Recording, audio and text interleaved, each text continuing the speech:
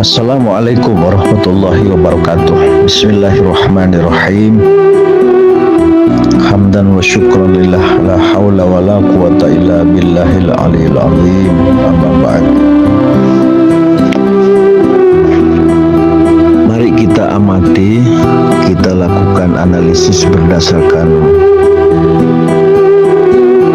apa yang kita lihat, apa yang kita dengar, apa yang kita saksikan, berbagai komentar berita, bahwa seperti yang kita tahu, bahwa Nahdlatul Ulama mengajarkan Islam rahmatan lil alamin. Nahdlatul Ulama mengajarkan Islam rahmatan lil alamin.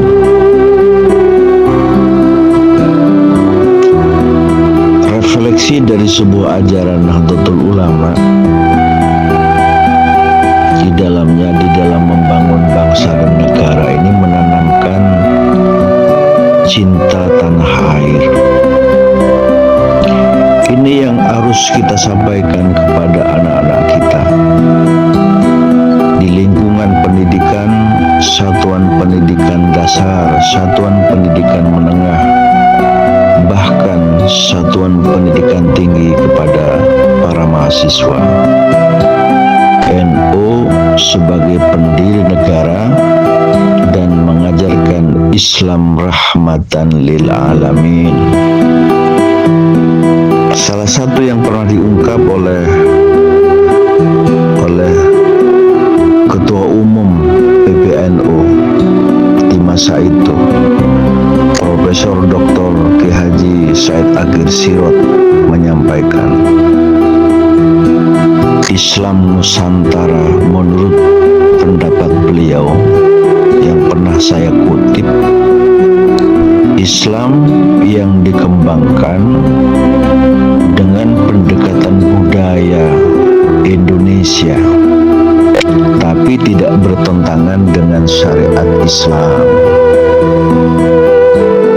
Satu contoh, kaya dengan amaliyah Nahdlatul Ulama dalam kehidupan sehari-hari. Ada kegiatan halal bihalal, ada kegiatan peringatan Maulid junjungan besar Nabi Muhammad SAW, kegiatan Isra Mi'raj Nabi Muhammad SAW, kemudian peringatan Nuzulul Quran, peringatan kematian yang kita sebut adalah haul, dan kegiatan amaliyah yang lain yang seperti kita tahu, amaliyah Nahdlatul Ulama dalam kehidupan sehari-hari. Tetapi bukan hanya itu yang disampaikan oleh Nahdlatul Ulama, seperti yang kita dengar, seperti yang kita tahu, seperti yang kita amati, seperti yang kita saksikan bersama. Betapa indahnya ajaran Nahdlatul Ulama.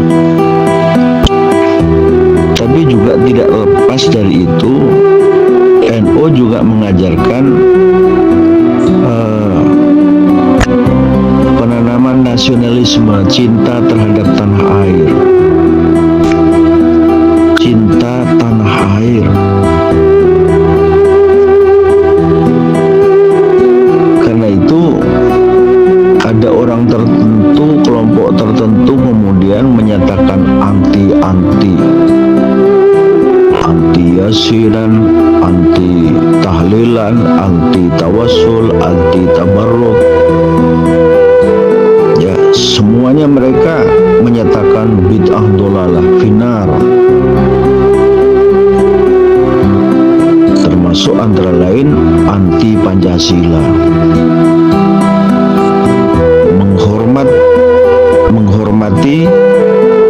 Hormat pada bendera merah putih dianggap syirik karena tidak ada di zaman Nabi. Ya memang saudara-saudara, kita semuanya ini hidup di Indonesia.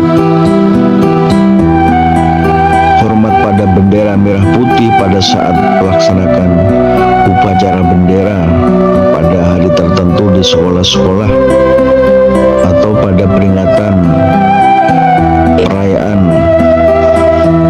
Hari Kemerdekaan Indonesia. Di dalamnya ada hormat pada bendera merah putih. Hormat itu bukan menyembah, tapi menghormati kedaulatan negara. Menghormati kedaulatan negara sebagai bangsa yang merdeka.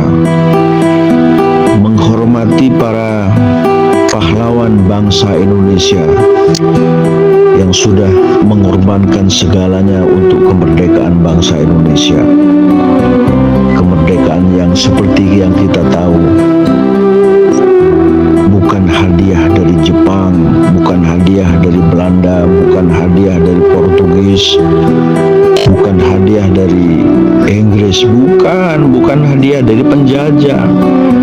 Kemerdekaan ditebus dengan keringat, ditebus dengan air mata dan tangis, ditebus dengan darah, bahkan nyawa dikorbankan untuk kemerdekaan bangsa Indonesia. Kalau mengorbankan harta benda sudah tidak terhitung tentunya. Bagi kita warga Nahdlatul Ulama, sepakat sami'na wa ta'na seperti yang disampaikan oleh pengurus Nahdlatul Ulama, mulai dari tingkat ranting, MWC, pengurus cabang, pengurus PWNU, pengurus besar.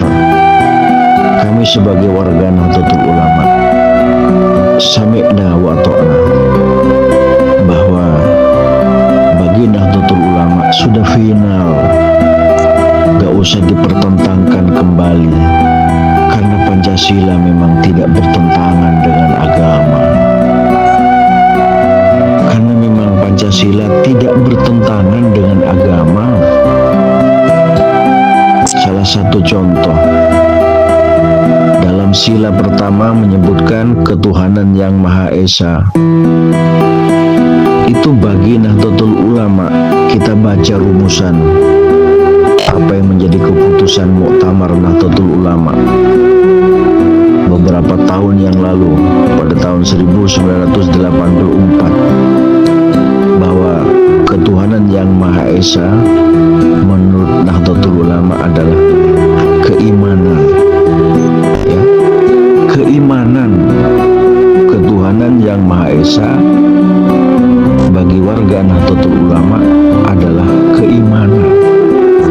Apalagi yang mau dipertentangkan? Apalagi yang mau dipertentangkan?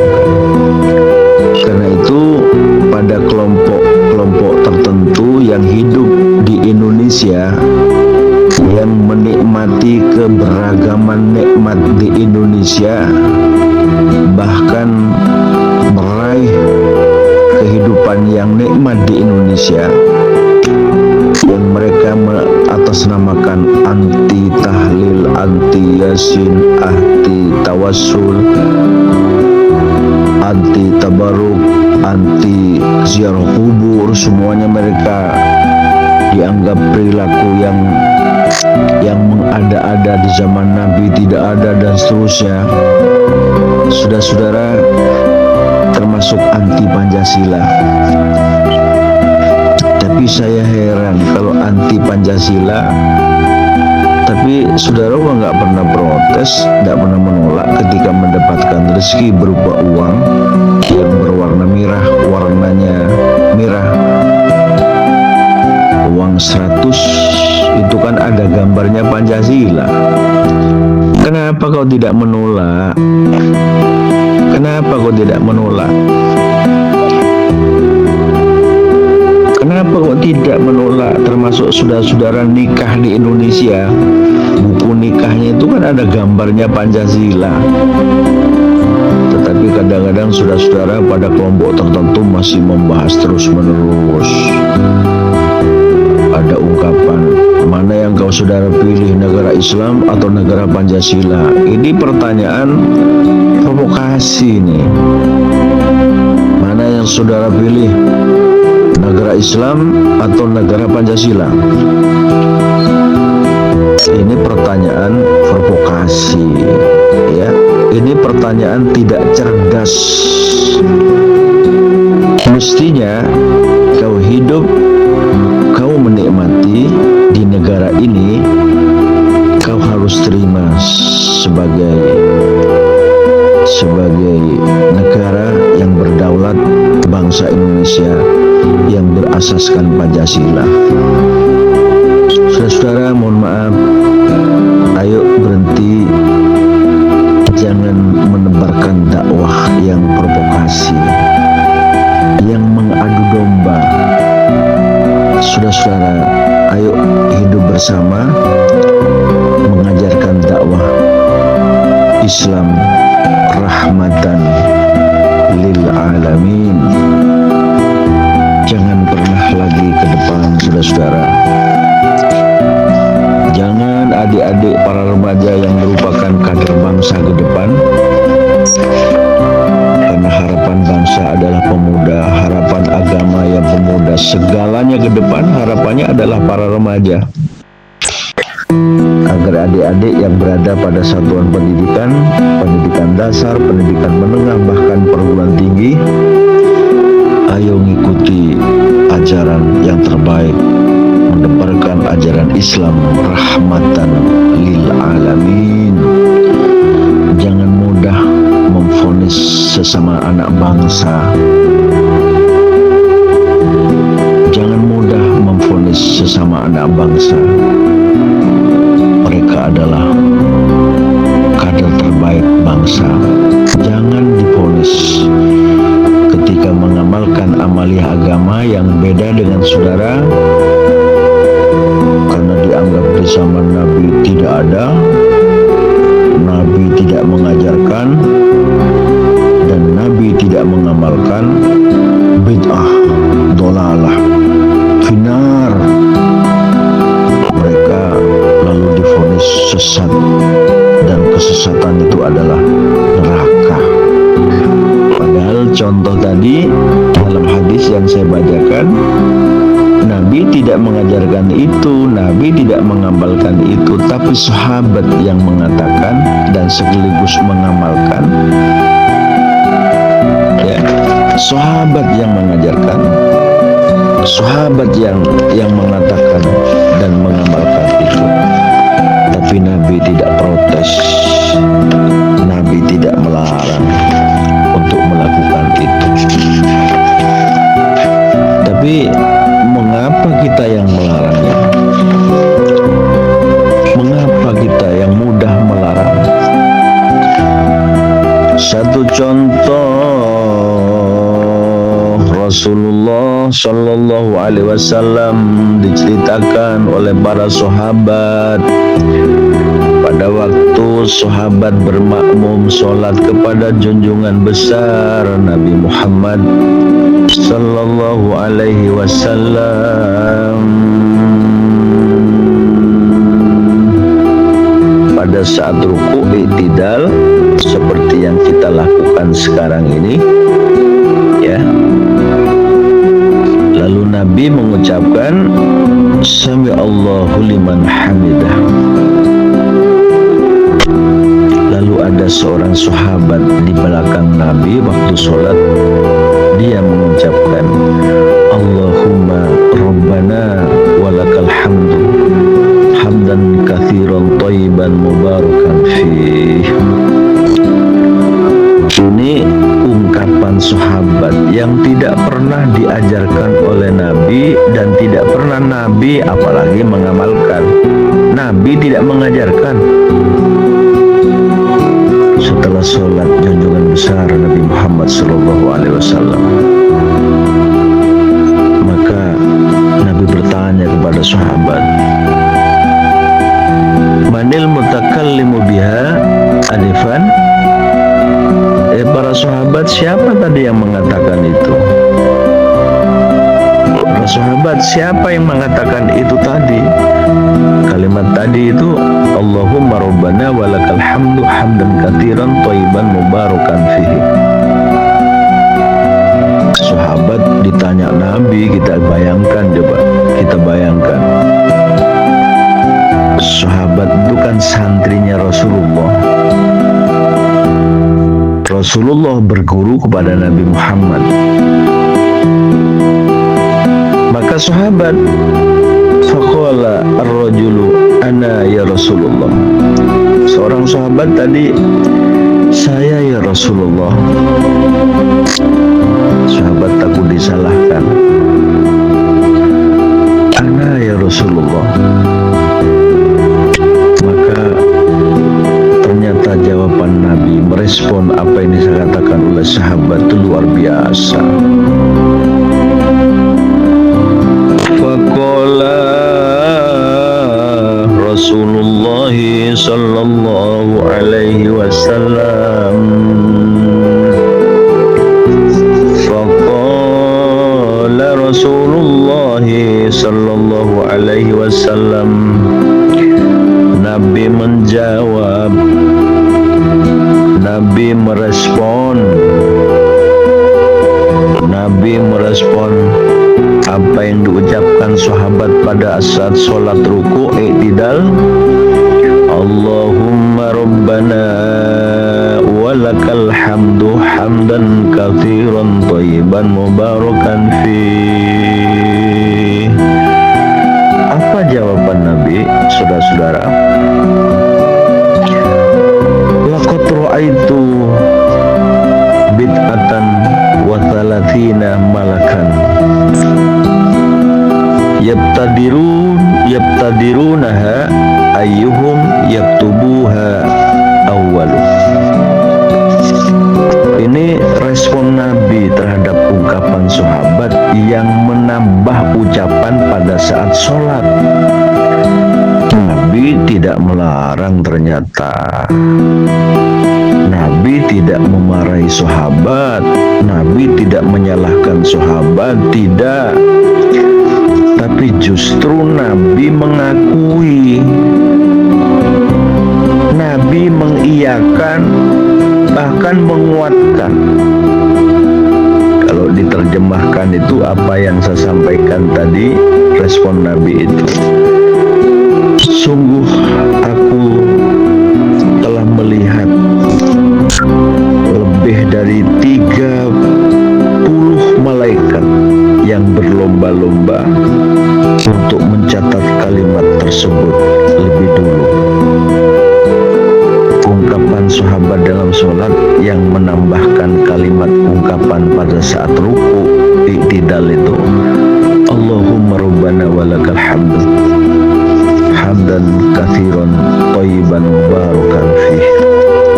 Apa kata Nabi? Aku melihat malaikat sebanyak 30 berebut, berlomba-lomba mereka mencatat pahala dari orang yang mengucapkan kalimat tersebut. Mencatat kalimat tersebut lebih dulu. Berebut berarti menarik malaikat. Berlomba-lomba malaikat mencatatnya. Bagi malaikat itu sangat menarik. Saudara-saudara, kajian tersebut di atas sangat jelas. Kalau saja Nabi Muhammad SAW tidak menolak apa yang disampaikan oleh sahabat, padahal cerita hadis tersebut di atas bukan sahabat al-khulafaur rasyidin, bukan sahabat ya. Kenapa di zaman sekarang ini dikit-dikit menolak, dikit-dikit memvonis bid'ah, dikit-dikit mengatakan itu perbuatan bid'ah dolalah finar? Kok begitu mudah saudara sekalian memvonis sesama Islamnya? Kok begitu mudah sih memvonis amalia Nahdlatul Ulama? Bukankah fatwa para ulama Nahdlatul Ulama mereka adalah alim alama? Kalau saya sebutkan para ulama Nahdlatul Ulama banyak yang dijadikan rujukan. Beliau adalah seorang guru, seorang kiai, ulama yang alama, ulama yang karomah, ulama yang mujahid, pejuang agama, pejuang bangsa Indonesia, ulama yang waro, ulama yang mu'alif, pengarang-pengarang kitab, pengarang-pengarang kitab. Mereka juga banyak di kalangan ulama Nahdlatul Ulama adalah para ulama al-arif billah al-qutbur rabbani. Ini kalau kita komentari, itulah kaderisasi para ulama terdahulu dan para ulama sekarang. Begitu keilmuan mereka sangat kaya. Kok ada orang sekarang baru ngaji 3 minggu sudah keluar dari diklat, semuanya salah. Baru belajar 3 bulan, keilmuannya masih kulitnya saja belum apa-apa, udah nyalah-nyalain para ulama. Seakan-akan mereka mengatakan semuanya salah, semuanya nggak benar, yang benar cuma saya. Sepertinya begitu. Rasulullah Sallallahu Alaihi Wasallam, Nabi panutan kita, Nabi penutup para nabi, kekasih Allah, menyampaikan kesejukan dakwahnya. Karena itu jangan mudah menafsirkan, mengartikan hadis Nabi bid'ah dolalah pada akhir hadis itu. Jangan mudah memberikan penafsiran kalau tidak ada di zaman Nabi dan Nabi tidak mengajarkan dan Nabi tidak mengamalkan itu, maka bid'ah dolalah finnar. Tidak semua seperti hadis tersebut di atas. Apakah itu bid'ah dolalah finnar? Bukan, itu namanya bid'ah hasanah. Yang tidak boleh itu adalah bid'ah sayyi'ah yang bertentangan dengan syariat Islam. Kita mengajarkan satu agama yang bertentangan dengan syariat Islam. Contoh nih, ayo kita temukan nih, ada orang tertentu lalu yang menyebutkan Allah Maha Tahu, Allah Maha Mengerti, Allah Maha Melihat, Allah Menyaksikan. Kenapa sholat itu kok harus pakai bahasa Arab? Boleh menggunakan bahasa yang lain. Lalu ada yang menerjemahkan pakai sholat pakai bahasa Indonesia. Lah itu merubah, Mas. Merubah itu. Itu yang namanya merubah. Inna hadis sholah la yasluhu fiha min kalamin nas. Innama huwa tasbih wa takbir wa qiraatul Quran. Sesungguhnya sholat itu tidak pantas, tidak layak dari bahasa manusia. Sesungguhnya sholat itu sebuah ungkapan innama huwa tasbih wa takbir wa qiraatul Quran. Sholat di dalamnya adalah bahasa pujian berupa tasbih, subhanallah, Allahu Akbar, dan bacaan Al-Quran. Ini tidak boleh dirubah. Ini yang bid'ah sayyi'ah. Ini yang bid'ah sayyi'ah.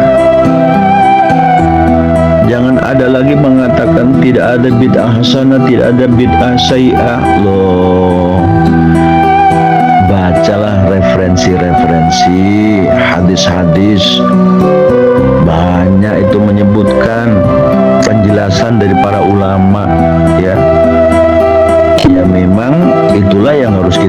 kaji, itu yang harus kita kaji terus menerus. Hormat pada bendera merah putih syirik, karena tidak ada di zaman Nabi. Ya memang hidup di negara Indonesia. Jangan nyoalin soal begitu terus ketika pada bulan Agustus peringatan HUT 17 Agustus banyak yang komentar, aduh syirik, hormat pada bendera merah putih. Kenapa saudara-saudara sekalian, anak bangsa yang menikmati kenikmatan bangsa Indonesia, kok bukan uang yang merah yang berada gambarnya Garuda itu, kok itu yang tidak disoal, kalau perlu ditolak. Tapi kan dinikmati kan. Ini kan analisis. Maka menurut saya sebagai warga Nahdlatul Ulama, ya tentu sami'na wa ata'na pada para ulama Nahdlatul Ulama yang mengajarkan rahmatan lil alamin. Maka Islam Nusantara menurut Rois Am PBNU Profesor Dr. Ki Haji Ma'ruf Amin, beliau alim allamah, Islam Nusantara kata beliau, ya Islam rahmatan lil alamin.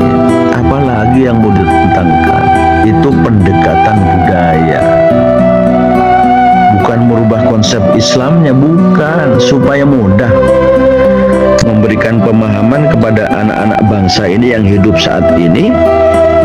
Bukan merubah konten materinya Islam, bukan, itu penamaan.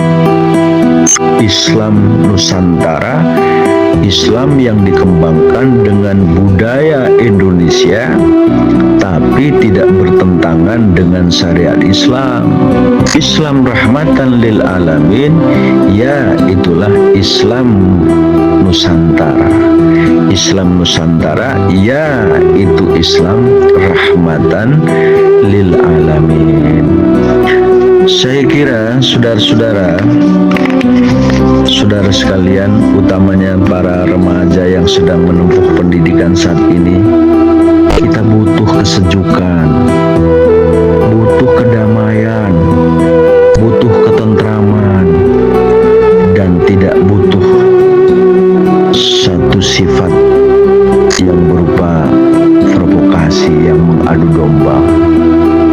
Yang kita butuhkan adalah mendudukkan persoalan dalam amaliyah agama seperti yang saya sampaikan.